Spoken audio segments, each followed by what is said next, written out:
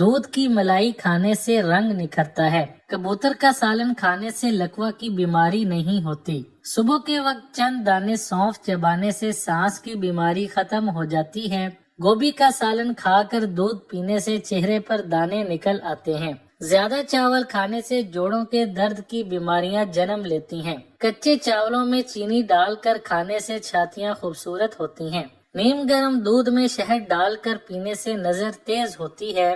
گرم روٹی کھانے سے رنگ کالا پڑ جاتا ہے۔ مچھلی پکا کر کھانے سے آنکھوں میں چمک پیدا ہوتی ہے۔ کھجور کی گٹھلی چبانے سے یادداشت تیز ہوتی ہے۔ الٹی گنتی گننے سے ذہن بڑھتا ہے۔ پودینے کے پتے گرم پانی میں ڈال کر پینے سے جسمانی تھکاوٹ ختم ہوتی ہے۔ زیادہ چائے پینے سے جوڑ کمزور ہوتے ہیں۔ پودینہ پانی میں ابال کر منہ دھونے سے چہرے کی جھریاں ختم ہو جاتی ہیں۔ نہاتے وقت سرسوں والا تیل استعمال کرنے سے زندگی بھر بواسیر کا مسئلہ نہیں ہوتا۔ سونے سے پہلے لیموں کا رس چاٹنے سے ہاتھ پیر کالے نہیں پڑتے۔